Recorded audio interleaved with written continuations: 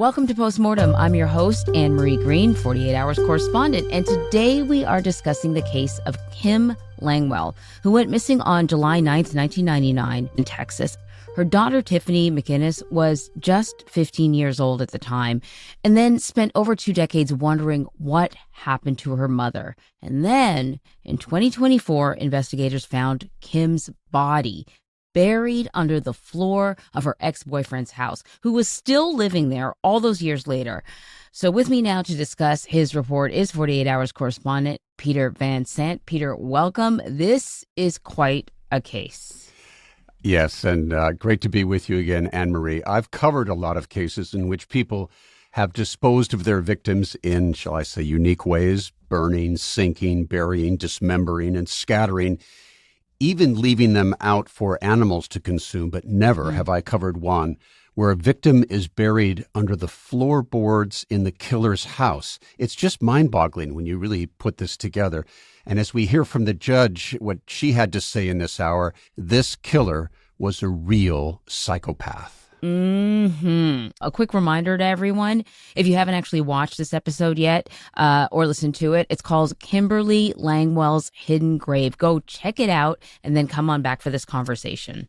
All right, so when Kim Langwell first disappeared, investigators considered a few possible suspects, including her then boyfriend, Ken Weatherford, and Kim's former boss, Frank McCormick, who police discovered would send her love letters, leave presents at her home. And then Frank's behavior became sort of even more suspicious when they discovered these disturbing photo collages he sent Kim of women, other women's bodies, but with her face on it. Can you just explain more about how Ken and Frank were then eventually ruled out in this investigation? I know, and both of them sound like persons of interest. Often the spouse or the romantic partner, as our viewers well know, is where police first start their investigation. But Ken Weatherford had a solid alibi. He was with Kim's daughter, Tiffany, during the time frame that her mother went missing. Frank McCormick's behavior upset Kim, but Frank willingly provided a statement. Around the time Kim disappeared, he told investigators he was at a grocery store to buy some chips for a poker game, and he had the receipt to prove it. So investigators determined he had an alibi at the time, and we reached out, by the way, for an interview with Frank McCormick, but he declined. Okay. So then the original investigators move on, and they look into Kim's ex-boyfriend, Terry Rose. He admits that he saw her on the evening that she disappeared and hadn't heard from her after that, obviously. But investigators found Terry Rose vague. He failed a polygraph test. He becomes the prime suspect at this time? Well, Detective Ball was pretty certain that Terry Rose was lying, and if someone's lying to an investigator, that sets off the alarms. Not a good sign. But he didn't have any real evidence yet to confront him with. And people always have to remember, they can't arrest on a feeling. They need evidence. And Rose did come willingly to the police station, and he provided a statement. Rose said that on the evening she disappeared, Kim arrived around 5:10 or 5:15 p.m. and was at his house for just a short time, he said, before leaving to go meet her daughter, Tiffany. Detective Ball thought he was being cooperative, allowing police to search in and around his house. Murderers don't do that, right? They don't say, hey, come on over, look around, do anything you want. So investigators said that there was lots of junk inside that house everywhere, but no evidence of Kim or that any violence had occurred inside that house. And what a little bit more on Rose, he is perplexing because he didn't have a criminal record, and still to this day has never had any other criminal record through the years. This is his one and only. But here's the thing, with Kim's family and her friends, they, were suspicious of him. Kim's friend Esther said that Rose was violent, that he was controlling, that Kim even told Esther that she was afraid that if she tried to leave, he would kill her. What was Rose's behavior like after Kim disappeared? Well, Tiffany witnessed Terry's obsessive behavior after the relationship ended. He would call the house at all times of the day and night. He would lurk around outside, and he questioned Tiffany on Kim's whereabouts. I mean, this was really creepy. And all of that stopped when Kim went missing. Isn't that interesting? And according to Kim's sister, Susan, he put up those billboards around town, asking for help in finding her. But the family felt it wasn't in a genuine effort to find her. Perhaps it was just performative, a manipulation, perhaps to show police that he was concerned to find her. Tiffany is just 15. I have a daughter in that age range. This is the time when you are growing into, from a child really to a young woman. There's no good time, obviously, to lose your mother, but 15 is particularly crucial. These billboards, it must have been kind of torturous emotionally for Tiffany. That's the word. It was torturous for her to go out and there out in the public, a giant billboard with your mother's picture on it. It was traumatic. And how she made it through all of that to this wonderful woman that we know today is such an accomplishment. She went through hell. So, Rose is out there putting up these billboards. Did he actually reach out to Tiffany? I don't know. Did he try to console her? Not at all. And in fact, she told us about a disturbing interaction she had with Rose at a Jack in the Box restaurant a few years after her mother's disappearance. Let's listen to a conversation we had about that.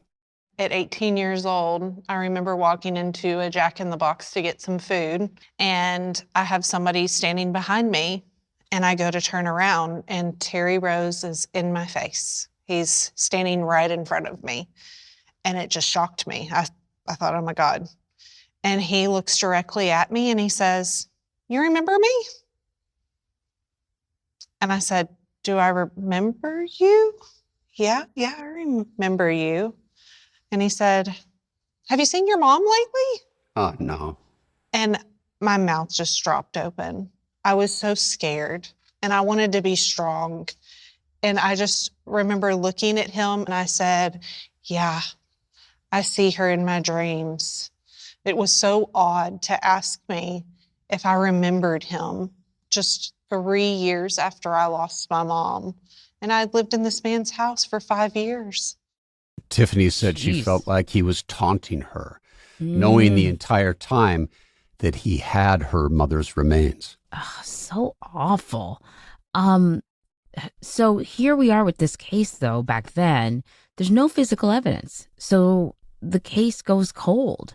And it's decades later when Beaumont police decide that they want to reinvestigate. But I wonder why. Why did they think that this was a case worth taking a second look at? The TV program Cold Justice reached out to the department asking about unsolved cases that they might feature on their show. And then Beaumont PD suggested Kim's case. Cold Justice chose to investigate, and the Beaumont PD appointed detectives to work alongside them and re-interview old suspects, and that was key. So then we have a new team led by a new detective, Detective Heather Wilson. They have fresh eyes. They take a closer look at Terry Rose. It's 2023 now. He is 66 years old. His health isn't the best. What story does he tell police all these years later about what happened? Just kind of rewinding the tape. Police approached him in 2023, and Rose was still adamant he had nothing to do with Kim's disappearance. Investigators did interview him again in 2024. Our team watched that interview, and investigators asked Rose direct comments about Kim, yet he had a way of constantly changing the conversation. Rose was obsessed. Remember, he's an old guy now. He's obsessed with his cats. He was asking cops to go feed his cats. What? He knew they were going to visit his house with a search warrant. But what was he concerned about? His kitty cats. And also, by this point, he doesn't look like a murderer. He looks like a grandpa.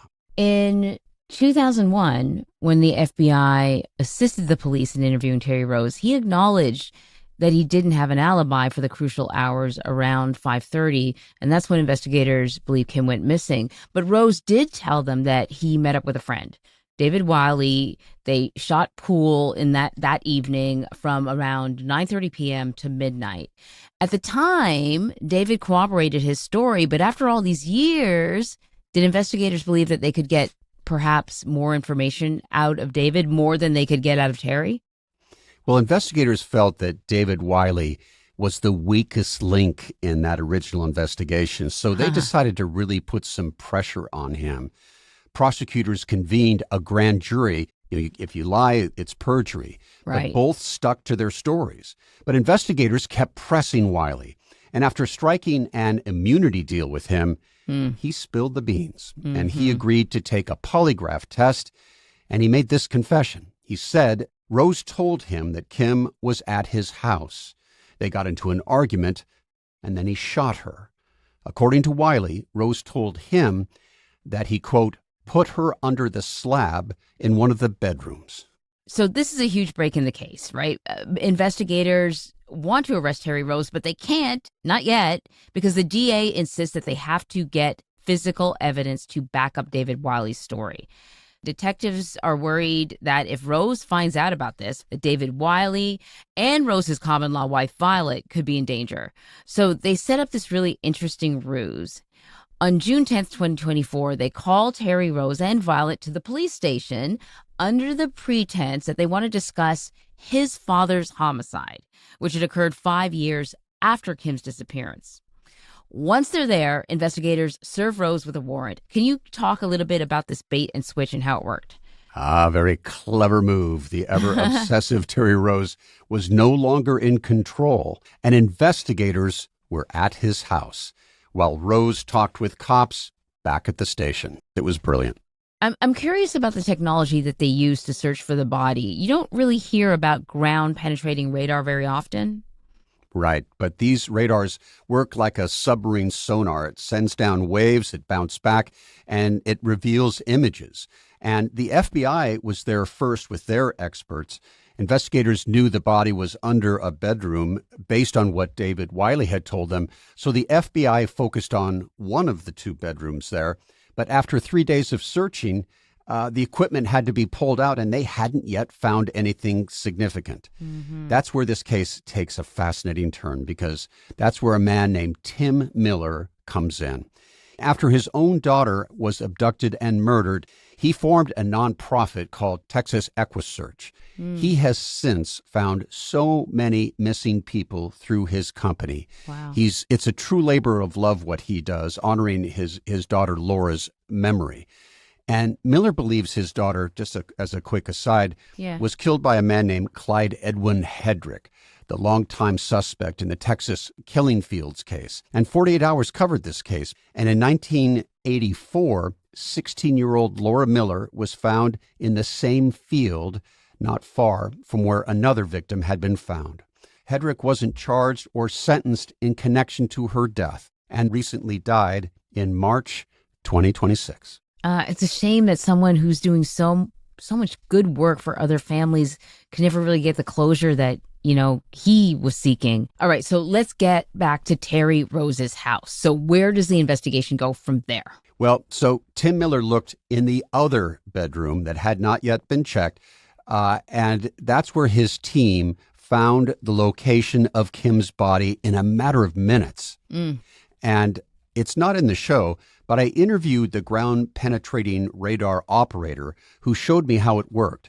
He put the machine down. It senses a disturbance, what they call, in the space under the floor. And then Tim knocks and hears that it has a hollow sound. So Kim's body was found completely skeletonized and wrapped in a blanket with a gunshot wound to the back of her head. Welcome back. On June 13th, 2024, this is more than 2 decades after Kim Langwell went missing, Terry Rose was arrested for her murder. And detectives also brought Terry's wife, Violet, into the interrogation room. Her reaction to finding out where Kim's body had been found was one of the most intense parts of this episode. Absolutely. It was like an electrical current ran through her when she found out. It was very powerful, even devastating. And Violet was working for Terry Rose around the time that Kim disappeared, way back then, and she knew Kim. We reached out to Violet for an interview, but she declined. I mean, this was such a traumatic incident for her. But authorities came away feeling very comfortable that she had nothing to do with this and no knowledge of it. I mean, it's more than shocking. It's sickening to think that they are living in this house and this body has been decomposing for decades just below their feet. Yeah, just try to imagine that. He had 2 kids with his first wife, and it was the kids' bedroom. So his children were walking around, and he knew right below their feet was this corpse. Ugh, it's so eerie.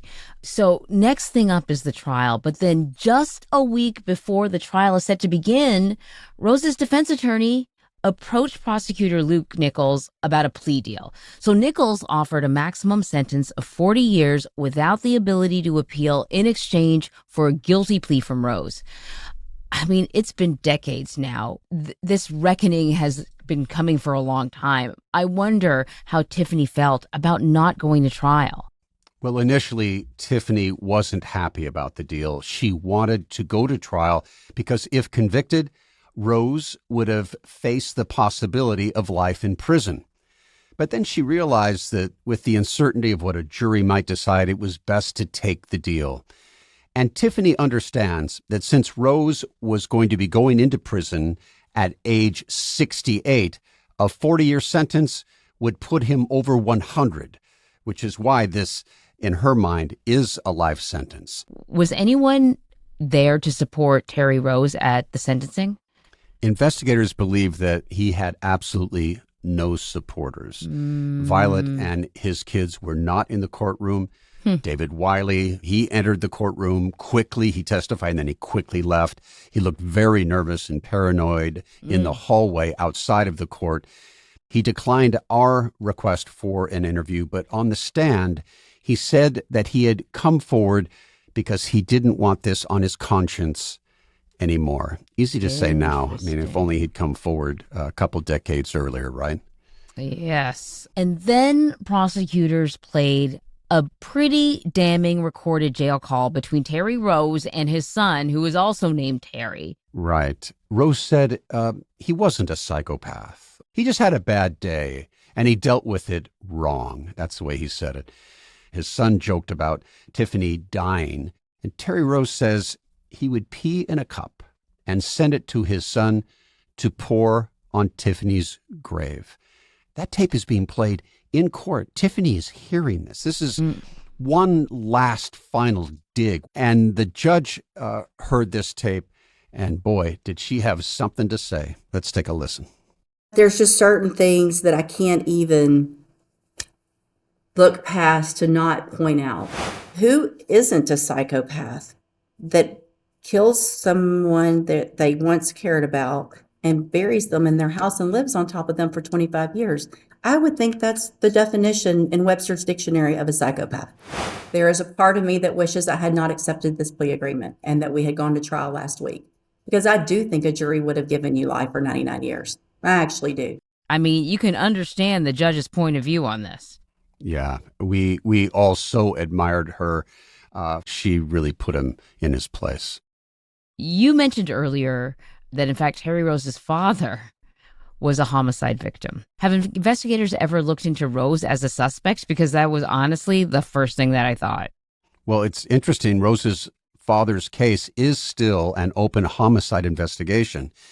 He was murdered in 2004 on his property, which, by the way, is right next door to his son Terry Rose's house. And Rose is the one who found him dead the next morning.